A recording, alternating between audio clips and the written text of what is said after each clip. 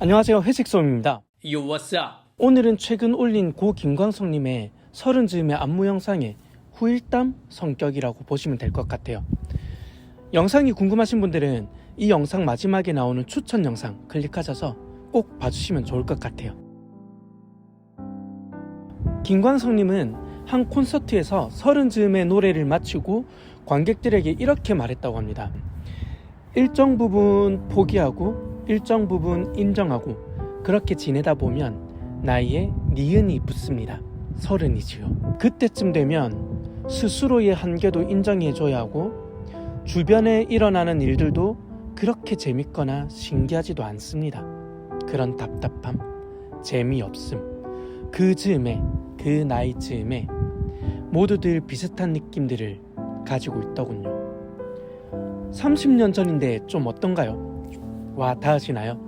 당시 노래가 발표되던 연도는 1994년이었습니다. 저는 당시 국민학교를 입학하고 초등학교로 명칭이 바뀌던 시기였죠. 이제 막 10대를 들어서던 시기인지라 제 나이와는 거리가 멀었던 노래였을지 모르겠네요. 근데 제 또래인 분들 기준으로 하면 그 아버지 혹은 삼촌 세대 분들은 정말 본인의 이야기였을 테니까 지금의 우리가 듣는 것보다 훨씬 와닿지 않았었을까 싶은데요. 근데 제 아버지가 이 노래를 부르거나 듣는 걸 본 적은 없습니다. 아마 공감이 안 돼서라기보다는 이런 곡은 보통 누군가랑 함께 부르는 곡이 아니라 정말 힘든 순간에 혹은 과거가 떠오를 때 정말 이 순간이 힘들 때 술 한 잔이랑 함께 혼자 듣는 곡에 가까워서 그런 건 아닐까 싶네요. 90년대 당시 청년의 나이로 일찌감치 직업 전선에 뛰어들었었고 서른이라는 기준 이후에 청춘은 이미 사회에 헌납했던 분들, 그분들에게 서른 즈음은 한 가정을 책임지고 어른다움의 모습으로 살아야 했던 시기였을 겁니다. 그런 문화 속에서 살아왔던 그들인지라 지금의 청춘들을 이해하는데 어려움이 따르는 것 아닐까 생각해 보는데요. 그렇게 책임감을 숙명으로 받아들이며 살아가기를 10년을 보내고 20년을 보내고 그리고 지금 이 시대를 살아가고 있는 그들의 30년 전과는 지금 너무 달라져 버렸죠. 변화의 속도가 빨라도 너무 빨랐던 것이죠. 왜 이해를 못하냐라고 이미 그렇게 살아오던 그들에게 변화된 지금의 이해를 강요하는 것은 너무 일방적이고 잔혹한 것일지도 모르겠어요. 무조건 꼰대로 지적하기 전에 서로의 세대를 공감할 수 있는 지혜가 필요한 시대가 아닌가 싶네요. 그런 부분들에 대한 공감이 있어서 그런지 몇 년 전부턴가 세대 간의 다름을 발견하고 이해하는 프로그램들이나 드라마가 부쩍 늘어나는 것 같아요.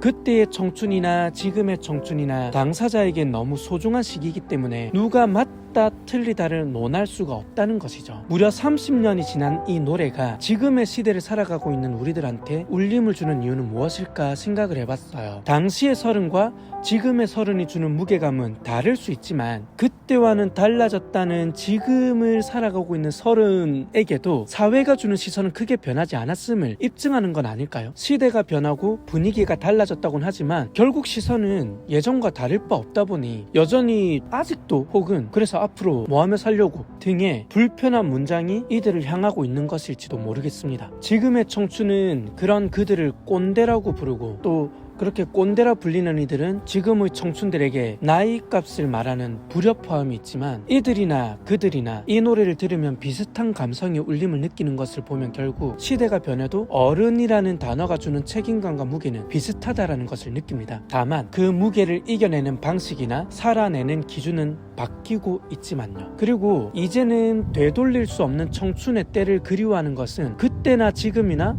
모두에게 동일한 감성이 아닐까요? 결국 서른 즈음에는 30대에 국한된 주제가 아니라 청춘을 보냈던 누군가에게나 공감될 수 있는 곡이고 서른을 앞두고 있는 청춘들에게는 지금 살아내고 있는 이 순간이 얼마나 소중한 기회의 젊음인지 깨닫게 해주는 곡이 아닐까 싶습니다. 그래서 30년이 지나도 서른 즈음의 청춘뿐만 아니라 20대든 혹은 40을 앞두고 있는 저에게든 이 곡은 여전히 깊은 울림을 주는 것 같아요. 제가 올렸던 안무를 했던 스토리텔러 안무가 이상기 선생님도 처음 이 곡을 안무하는 것이 쉽지 않았다고 해요. 하지만 어느 순간 애쓰지 않고 이 곡이 주는 공감과 울림에 의해서 안무가 물 흐르듯이 나왔다고 하시더라고요. 어느 나이대든 울림이 있는 곡이지만 어느 나이대에 듣느냐에 따라 결국 다르게 다가올 수 있는 곡인 것이죠. 깊이도 무게도 의미도 덕분에 저는 그런 곡에 맞춰서 안무를 배우고 이렇게 이 곡에 대해서 다시 한번 생각해 보게 되는 귀한 시간을 갖게 되었습니다. 안무 영상은 바로 직전에 올렸지만 추천 영상을 통해서 보실 수 있도록 남겨놓겠습니다.